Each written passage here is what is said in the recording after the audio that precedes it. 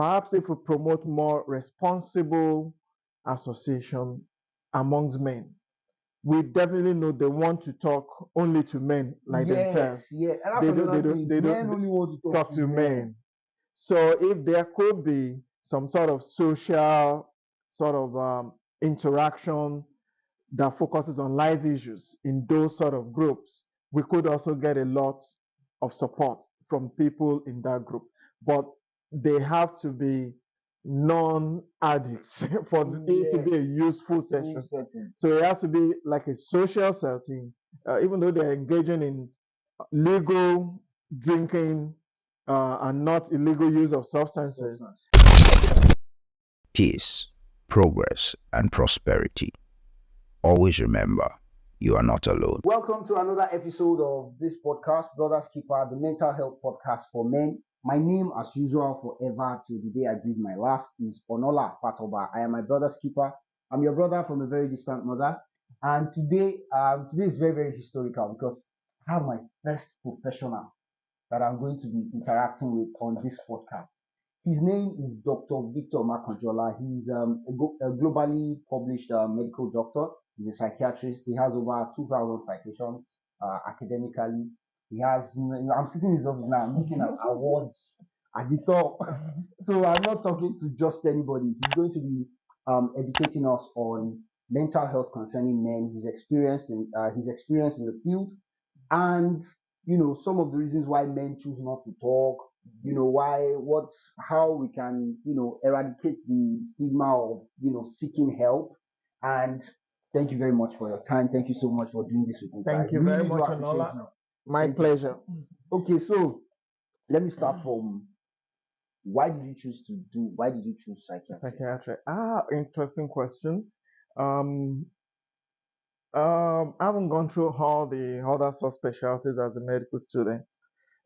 There has been a pre-existing bias for things that are psychological, getting to know more about human behavior, what predicts human behavior, why do human beings behave the way they have. I've always had that at the background.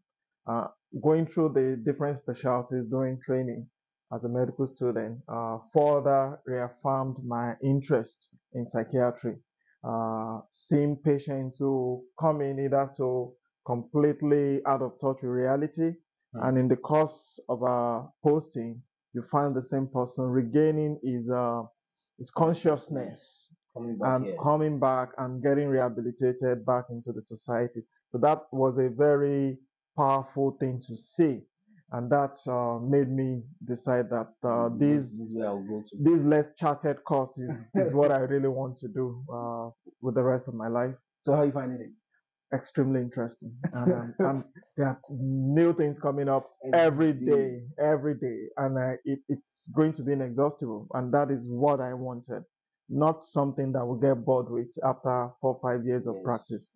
So we have really new things coming up, very important things as well. Okay, so let me ask, from your experience, or your years of practice, what would you say is the number one cause of mental health problems for you? The causes of mental health problems for men is not quite a lot different from that of women. It's just the way men respond to those challenges that really differentiates the two gender. Yeah. With regards to causes of mental health problems, they are usually biological causes. We talk about social causes, and then we talk about psychological causes. That is universal for both men and women. Biological, that means heredity has a part to play. So we have a few of the disorders that have very strong genetic component. So if a grandparent and parent have the disorder, it's also very likely that someone in the new generation will also have the disorder. Sometimes having a physical illness itself can now predispose someone to a mental disorder. Okay. So that is still under the biological. You have hypertension, poor perfusion of blood to your brain, you have diabetes, the vessels becoming funny. So the supply to the brain might become compromised, and then the individual might present with a mental disorder due to the effect of those micro blood supply in the brain. Okay. So we have all those biological causes, including drugs and addiction, which is something We'll very get to common that with one. men. And then with the social causes, unemployment increases the risk to mental disorder. Major risk to mental disorder is known that people who are employed are less likely to become Depressed or absolutely mentally disoriented. absolutely compared to those who are unemployed. Migration could increase the risk to mental disorder, particularly absolutely. Jackpot could increase the risk Okay, that's new. to mental. It's known that new migrants or immigrants coming into a new country are usually at a higher risk socially of developing mental disorders. Perhaps the difficulty in adjusting to a new environment Oh, okay. That could makes be the sense. major stressor that they face. So that is also known, and several other social issues that we have, including norms and cultural practices that are inimical to good mental health. For example, widowhood practices in some parts of Nigeria. That really doesn't help the mental health of women. And then they have psychological reasons, traumas, childhood adverse experiences, someone who is being assaulted as a young person, either physically or verbally abused, sexually. All that increases the risk of the person developing a mental disorder later in life. So we have all these issues that could predispose. But the difference in men and women Yes, is I was going to ask that. okay. Sorry to interrupt. How do men react differently to women? Yeah, the women by nature and by acculturation tend to talk more about their distress. Okay. By nature, women engage in discussions more and tend to unburden to other women, to men in the environment. They always have someone they talk to, usually. But men are by nature very reticent, closed up. I'm coping. I'm doing, I'm doing fine. There's no problem. So that tends to escalate the problem and also increases the time it takes them to seek help. That is when they seek help at all. Okay.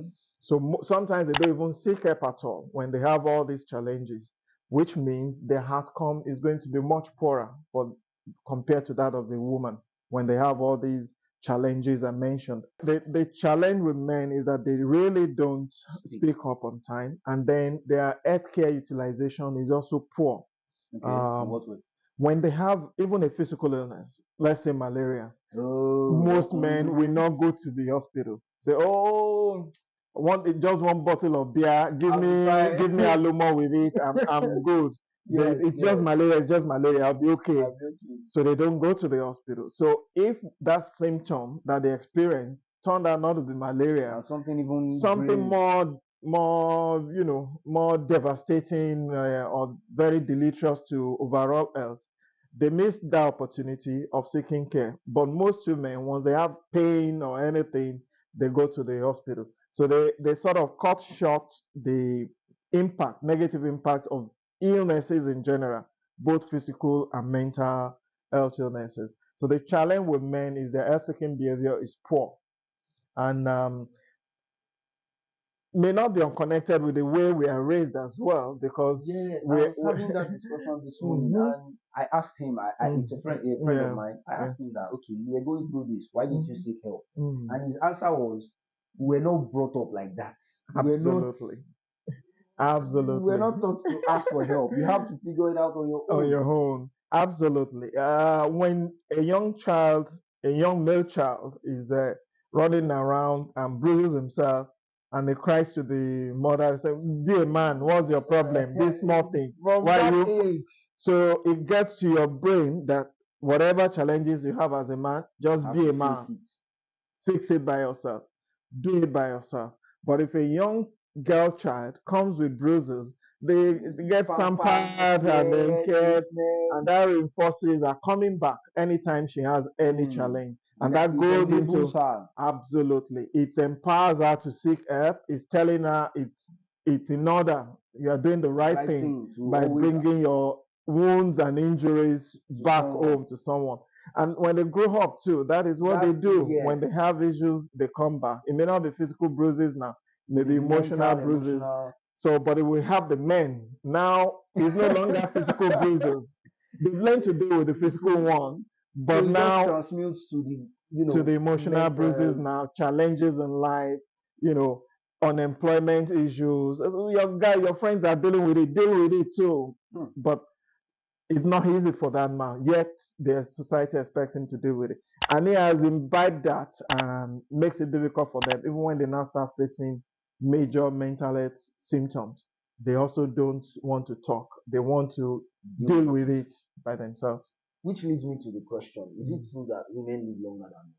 Like I've heard that a lot, like from a medical perspective. Yeah. Is it because all what you've just said? I can imagine. I'm just trying to picture a man who is keeping it all in, and a woman who is, letting go. Yeah. Eventually, the lifespan of the man is going to be shorter. Like I think generally the life expectancy for women is better than that of men.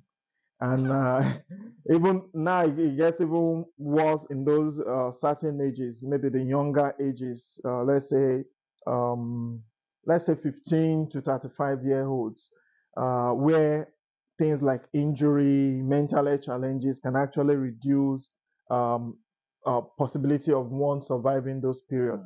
Those injuries, accidents tend to affect the male more than it does with women. Overall, including health-seeking behavior, overall, women tend to have a longer lifespan compared to men. Wow. Okay, so now let me ask you, in all your years of practice, would you say that men have the tides are slowly changing? Are men learning to seek help more? Because for me, when I was growing up, we're brought up that way.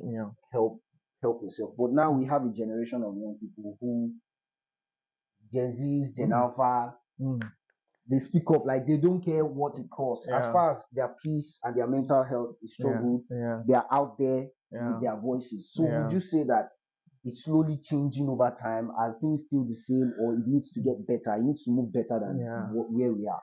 I think we're in transition. And I'm hoping with what people like you are doing with this advocacy,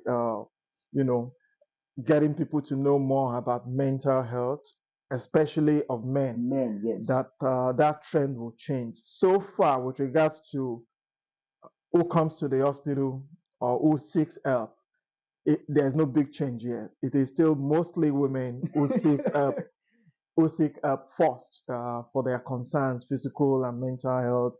But I think we're transiting.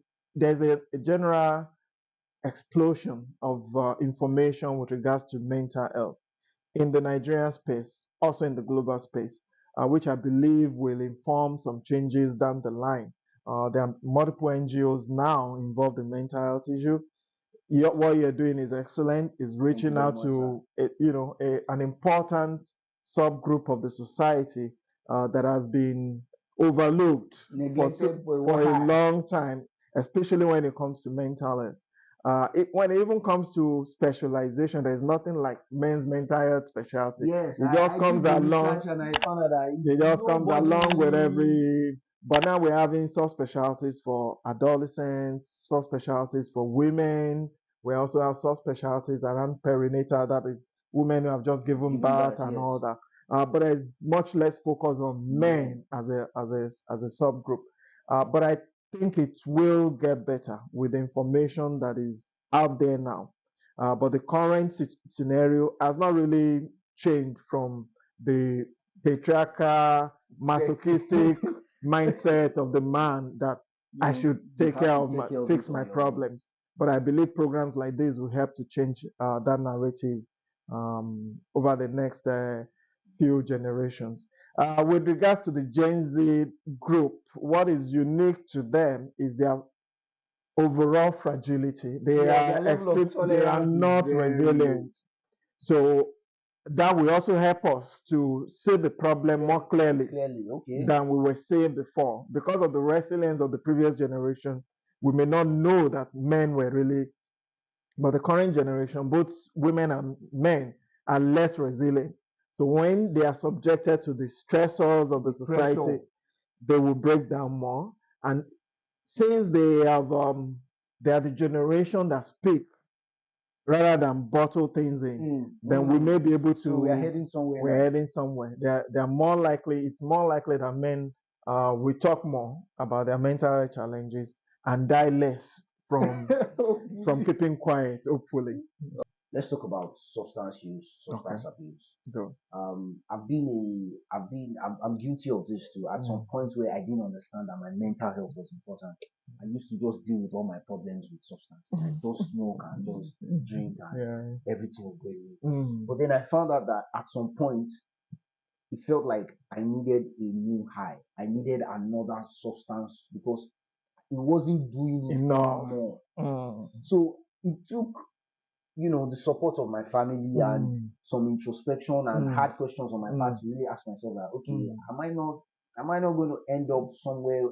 When I was growing up, they used to say, So I started asking myself, am I not going to be one of those people? Yes.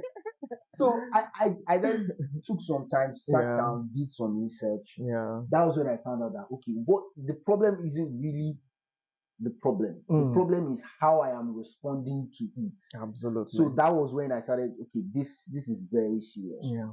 So what I want to ask is, a lot of people out there feel like it's just casual drinking, smoking, buying, but they are not paying attention to the damage it's doing. That is subliminal damage that is going on underneath. Apart from the health, the body, the anatomy. Yeah. There's also that part that it rewires your brain. Absolutely. So, in your experience, how can one deal with it? People who are suffering from, let me not say suffering because they may not know, but people who are experiencing substance use, substance abuse, how can they recover? What's your best practice? It's an extremely important issue, especially in relation to men. Okay. One of the ways men deal with life circumstances, unfortunately, is to turn to alcohol and drugs. Now, we've talked about their inability emotionally to express themselves to their friends and all that. One of the ways they now tend to handle those challenges in life is to go to the bottles and then do other drugs. Unfortunately, this worsens their mental health. It just numbs it for a while and then the issues are still there. And then whatever relief you are getting from a small dose becomes not enough. You need to escalate the dose. And if the substance you're using is not giving that dose, then you need to add another substance to go higher. So that's another level. That's another level. There's a maximum you can get from a particular substance. So you may need to add something else to take you to the next level. So that phenomena actually is called tolerance. You having to grows, and it's taking you towards addiction, which is a major mental disorder, and it's a global problem. It's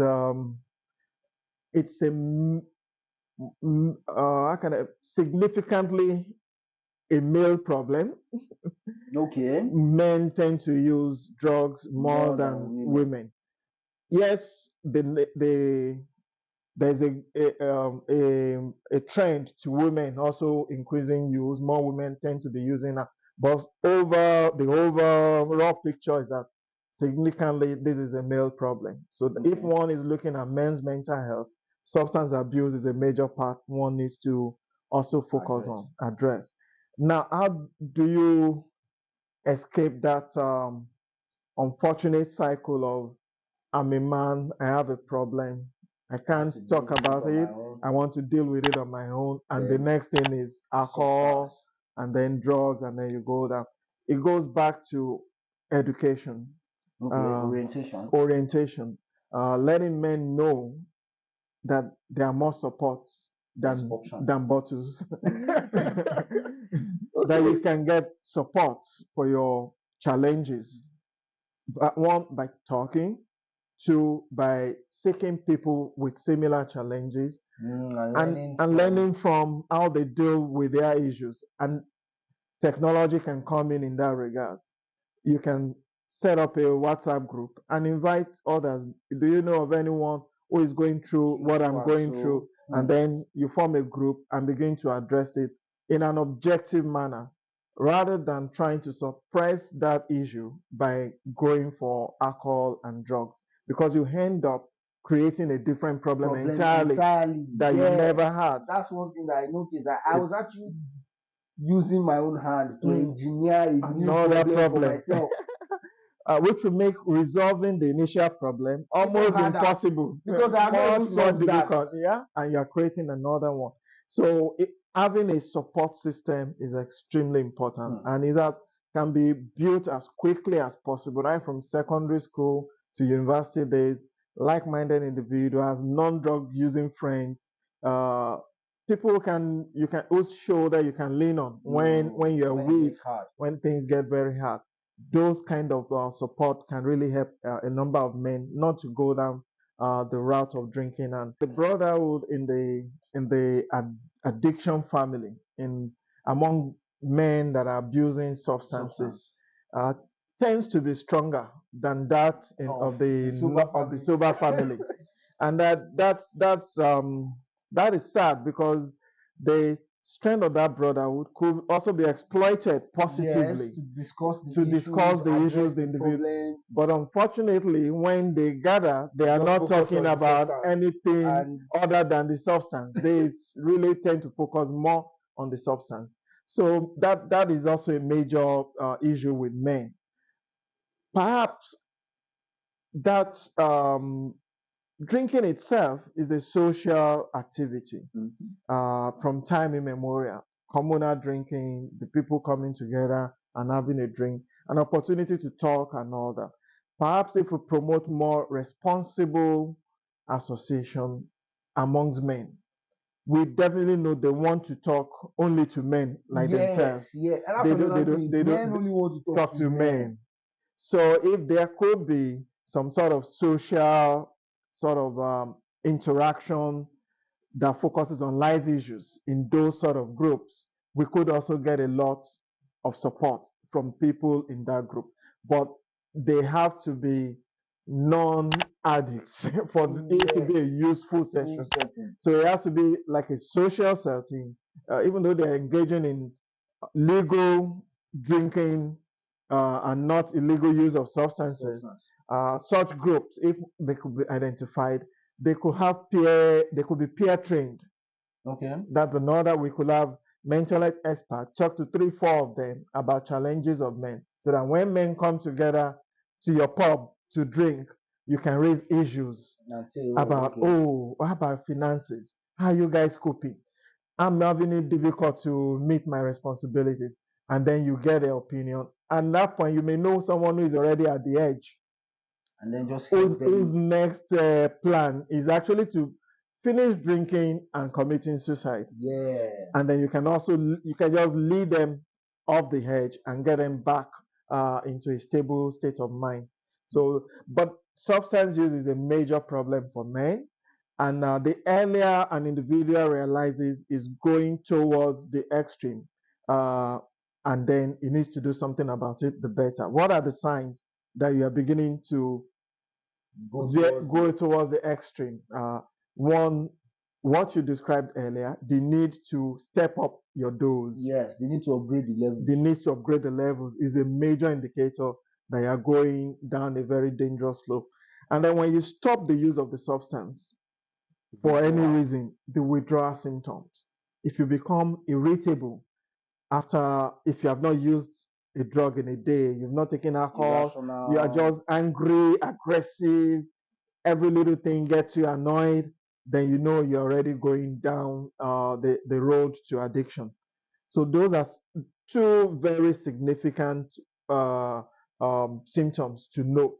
But there are others. If you begin to abandon all other social activities just for the use of the substance. You belong to a choir, you stop going to the choir, Yeah, but yet you you keep want to going become to isolated. isolated from your previous social engagement, focusing, narrowing your focus only on the On the drug, substance. on substance, then you know there's a problem with that. If you start having problems with your immediate family or social network, they begin to criticize your drinking. They say you're drinking too much, you're using this substance too much. Yes, they are not just nagging. You are read something. They are looking out for you. They are looking out for you. They've seen something extraordinary that you cannot see, and that is where they, calling your attention to that new habit. Of course, if your academics or occupation begins to suffer, you're a first class student, your GP is now dropping to 2.2. That is a big problem. Or you're in your 2.1, 2.2 range, and now you're in third class, just over a few semesters. So there's a problem. So, and then if you were previously a star employee in a company, and all of you begin to lag unnecessarily behind, giving excuses for everything, and yet you keep all your appointments, drinking appointments. You're unable to meet deadlines at work, but you're meeting deadlines for drinking at the bar. So all that suggests that there's something wrong. So once you see any one of those symptoms or features, you need to take a step back and seek help. The problem with addiction is it's sometimes extremely difficult to help oneself. It's To help fighting addiction. It's tough. So you need a team on your side, ailing you. Say no, Support. good. You're taking the right step. Go on. You're sober for 4-5 days. They affirm you. I actually did an episode on that, fighting addiction. Like, Yeah, affirmation is extremely important. Even if it's 30 minutes, even if you go, if you smoke 2 packs a day, yeah, if you reduce it to one today, you tried. You need to be encouraged. You need to be applauded because it takes a lot. It takes a lot. It takes a lot to reduce. That's one of the reasons. That's one of the things people don't want to do. Yeah, it's hard work. Yeah, it's not easy saying, okay, this I have to stop this. Knowing fully within yourself that it's time to quit this. Yeah, it's hard work. So I think, and it was one of the reasons I didn't quit earlier because I felt like stress. No. Let me just continue. It appears it's easier to continue than to stop. That is the reality. I think that's another problem that substance users are facing. Yeah.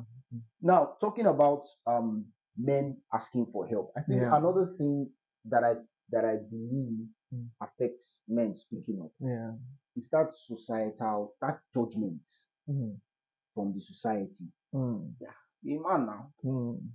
There's that part psychologically that you've been raised to face your problems on your own. Yeah. Now, when you even now come to the point where you want to ask for help, that you've come to the point within yourself that I can't do this on my own. There's that part that the society judges you. The society says, come on. I said I was having a discussion this morning. The young man said they see you as a weak man. And in reality, you're a doctor. Biologically, everybody's weak. Everybody's weak. So that there's that judgment. How do we address that issue? How do we face it? Because a lot of people actually want to talk. I had a friend who called me one time when I just started the podcast. I was like, bro, just call me up. I just want to rant. Yeah. He didn't have anything particular. He just wanted to come and share his problems. Yeah. So now people want to talk. Yeah. But there's that judgment. How do we go from here? It's a major problem because the problem now is not just with the individual.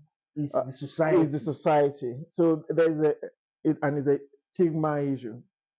There's something we call internal stigma. You are the one stigmatizing yourself. But the one doing the judgment. And now this guy has overcome that. That is the most difficult. He has overcome that, and he feels like, I think I really need to speak out. And then he goes to meet the society that despises him terribly for doing the right thing. Right from the receptionist that you go to meet, even in the health center That's to looking at you the one kind. to the health workers, and then you find out that what's wrong with the guy? He's depressed. Depressed. What's his problem? Why is he depressed? Is he the girlfriend leaving? Does he not have a job? And then you may have all these things that seem good to have in life and still be depressed. So when you have a man in that scenario, it gets very difficult for him to engage with service because they say, what is his problem? And then it comes to the tag is a weak man. Yeah. Why would a man be depressed? Such an issue. Unfortunately, most times we are the ones, the men, who stigmatize the other men and say, oh, must be weak. Why is he the only one? The economy is bad and all of us are coping. But we have different biology. Our level of resilience are also different.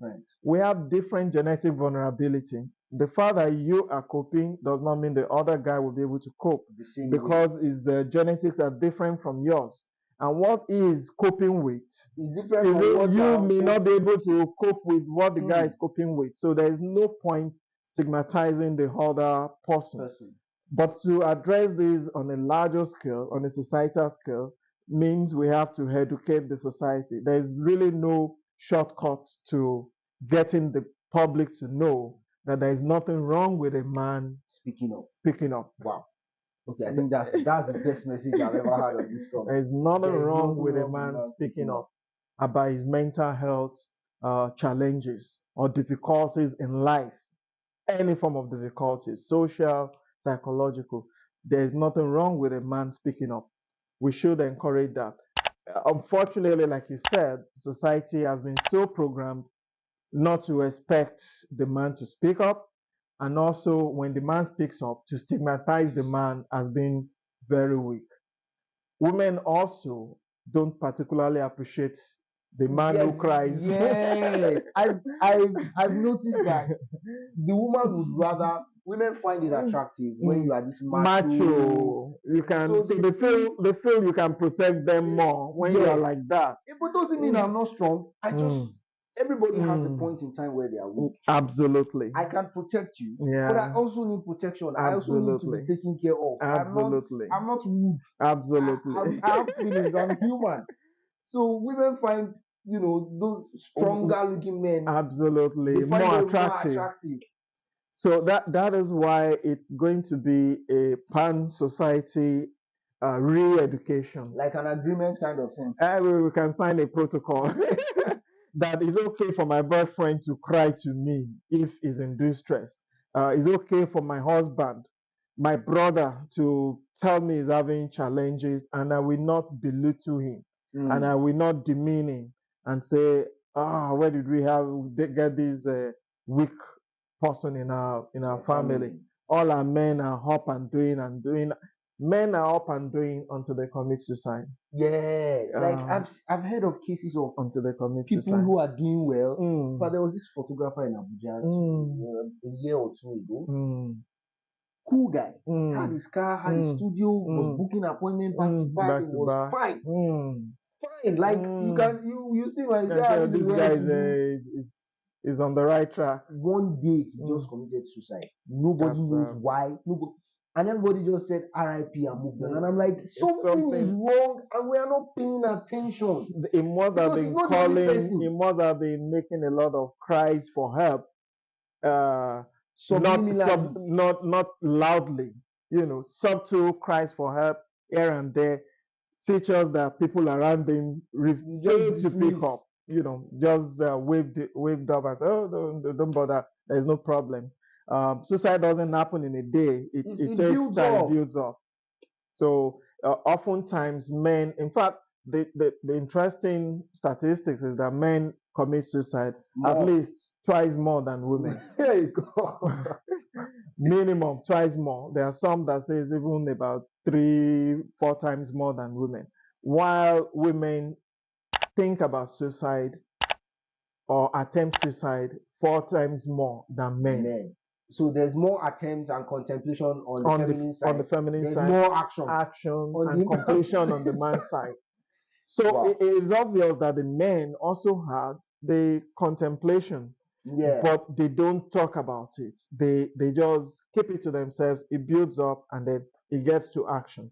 And when men act, they act so decisively. Definitely. They act so decisively that life ends, which is quite unfortunate.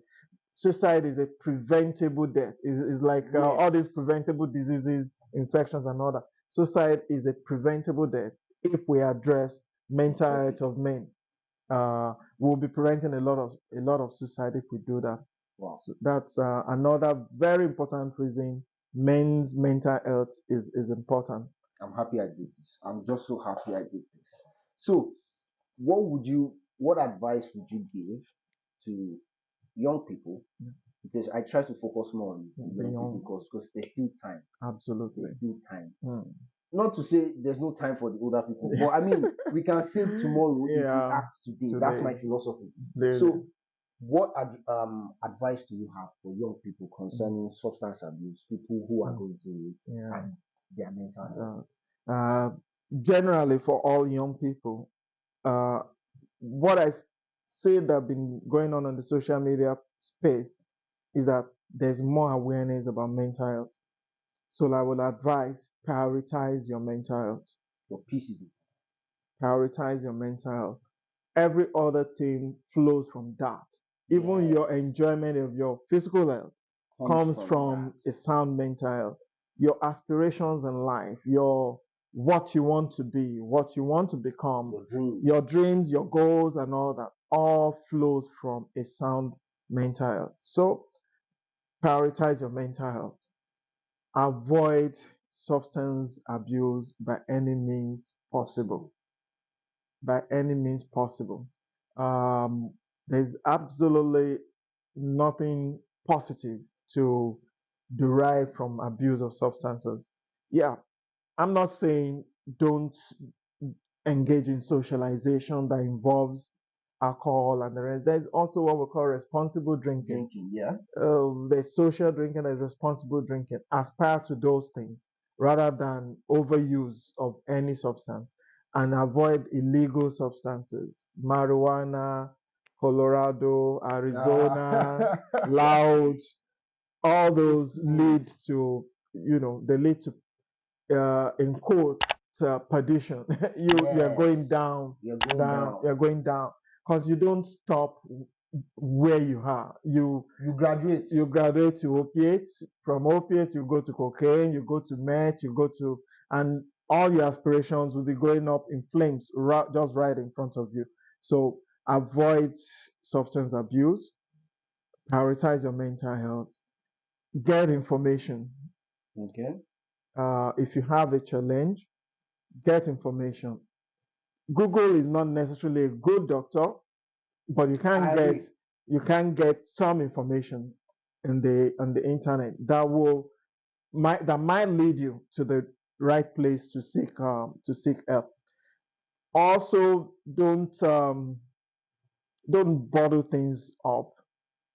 Don't also feel have this victim mentality. Don't victimize yourself. Don't victimize yourself. Don't say the whole world is crumbling around you and all that and everything is against you.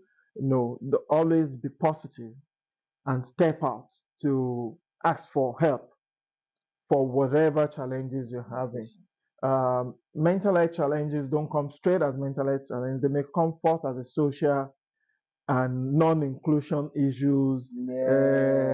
I'm not like every other person, so I should. You start breathing it internally. Absolutely. You start also building barriers between you and those you think are included. Poverty is a non-inclusion issue. Poverty restricts your opportunities. Don't say because I'm poor, then I will not aspire for some things.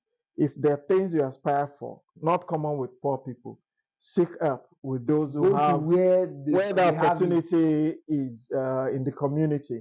And many people have had their breakthroughs just from doing that. So don't restrain yourself. Go for it. Whatever you want to be upfront and go for it. And the universe blesses those who take that initiative. Thank you very much once again for doing this. I really appreciate it. It's been a pleasure. It's been my honor. It's been my honor, sir. Meeting you and identifying with what you are doing. It's the minimum I can do Thank you because very much. you are such a blessing to this generation for taking this up. Thank you so much. Keep it up. Thank you. Well done. All right, so I'd like to say a big thank you to you for sticking through to this very end. I do appreciate you. I do not take you for granted, and you're the reason I'm doing this. The fact that you come back to watch it, it's the reason why I won't stop too. So thank you once again. Thank you to Dr. Makanjuola. He's a psychiatrist at the University College Hospital, University of Ibadan. And like I said, I don't need to go over his intro. I'll probably even just drop his LinkedIn profile in the description so you can know who we've had this chat with. So don't forget to subscribe, share the video, comment, let people know that seeking help isn't a sign of weakness. It's actually courageous to actually speak up and say, okay, I can't handle this alone. I need help. It's a sign of courage. So please share this video, let it out, let people know that, yeah, they do need help. And on that note, I'd like to say goodbye. See you on the next one. My name forever will remain Onola Patoba. I am my brother's keeper. I'm your brother from a very distant mother. And always remember, no matter what you are going through, no matter what you're facing, no matter the challenge, you are not alone. I always say, you think it's just a sign of praise. It's actually true. No matter what you're going through, you are not alone. And remember, peace, progress, and prosperity. See you on the next one. Thank you. Great job. Thank you very much, sir. Appreciate. Thank you.